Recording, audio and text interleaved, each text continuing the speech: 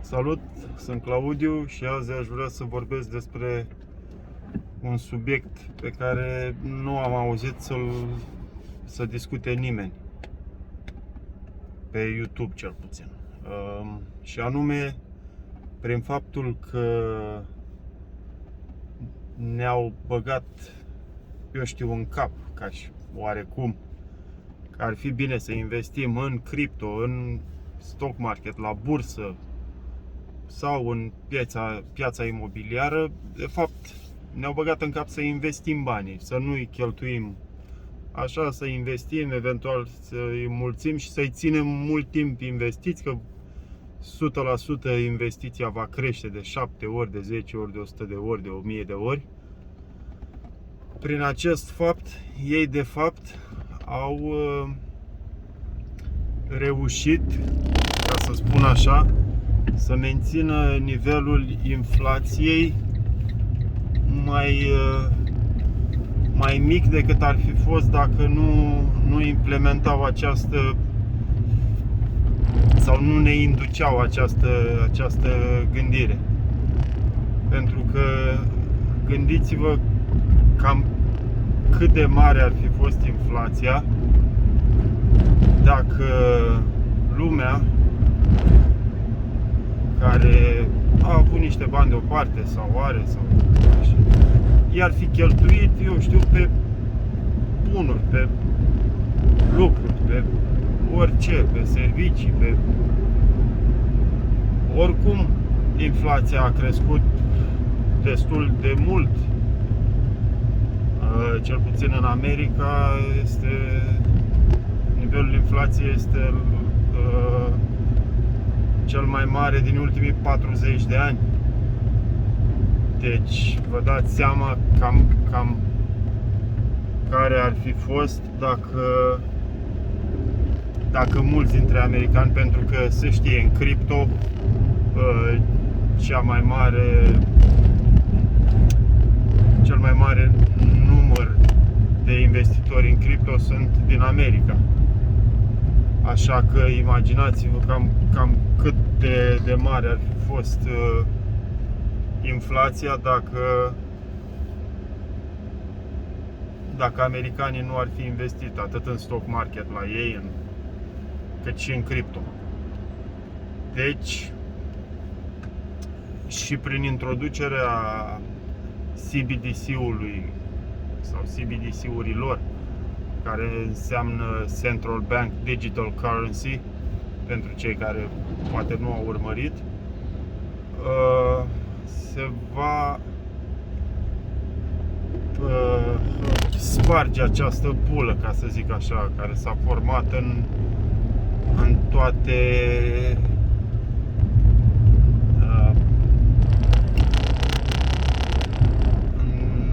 sau în mai multe ramuri ale economiei, ca să spun așa, cum ar fi stock marketul, cripto, care este o ramură nouă a economiei, care, bineînțeles, nu face nimic. Eu am investit în cripto, am o oarecare speranță, pentru că, da, vreau să câștig, să mulțesc banii, asta clar, dar sincer nu-i văd nicio utilizare. Pentru că dacă în 12 ani de când a apărut Bitcoin-ul lumea doar vorbește despre el, dar nu se tranzacționează la un nivel măcar acceptabil, ca să spun așa. Adică se tranzacționează în Bitcoin foarte puțin, probabil pe piața neagră. Cei care fac ilegalități vor să spele banii sau să fac ilegalități, primesc bani prin Bitcoin ca să facă ilegalități. Deci, realitatea este că cripto nu are nicio folosință, cel puțin până acum, și mie cam greu să cred că de acum încolo va avea, mai ales dacă băncile centrale principale ale lumii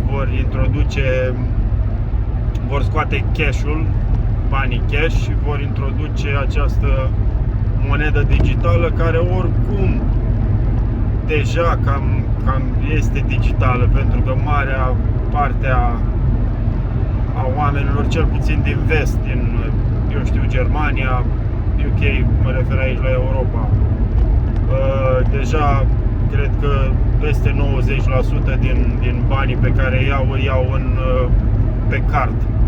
Adică banii aceia deja sunt digitali. Așa că cash-ul mai este o parte foarte mică oricum în lume la acest moment. Doar 3 sau 4% din banii lumii sunt cash. Și ponderea este mai mare în țările mai sărace, cum e România. În România, de exemplu, undeva la 74-75% din tranzacții se fac în bani cash, pe când în UK, de exemplu, doar 1-2% din tranzacții se fac cu bani cash.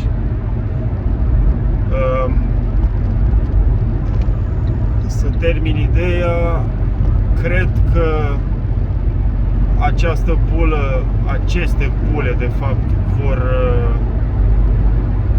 vor exploda atunci când o țară, sau hai să spunem o țară mare, va implementa această monedă digitală. Cum se spune că ar putea face acest lucru? Pur și simplu ar muta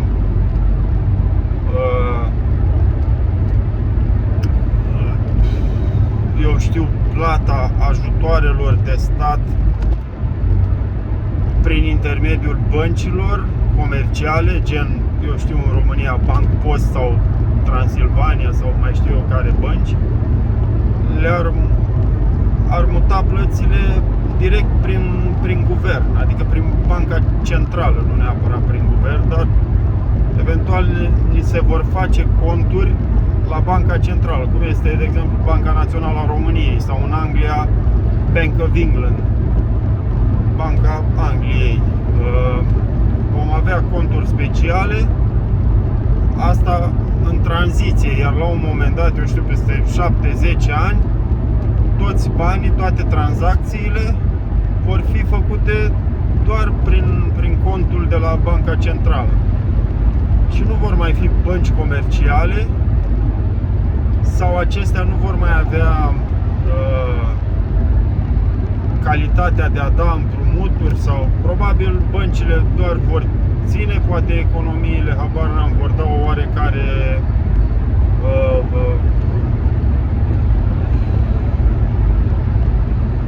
la depozite, vor da o rată,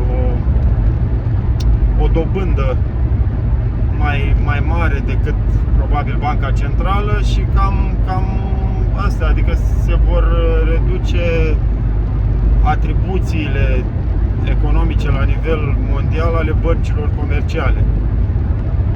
Da, probabil ele vor exista în continuare, pentru că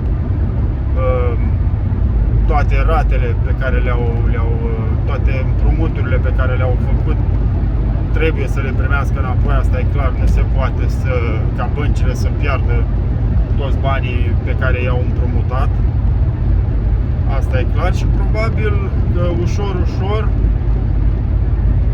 ar mai fi o idee, băncile se vor uni, ca să spun așa, și în loc de 10 bănci va fi una singură mare. De exemplu, se va uni Czech Bank cu Banca Comercială Română, cu Banca Transilvania, vor forma o singură bancă, probabil se va numi, eu știu, Banca Română, sau nu știu exact, pentru a scădea numărul de bănci comerciale și automat a primi în continuare banii pe care i-au împrumutat, adică rata plus, bineînțeles, dobândă. Asta a fost ideea mea, sper că v-a plăcut și vă pare interesantă, și ne vom revedea curând cu un nou video.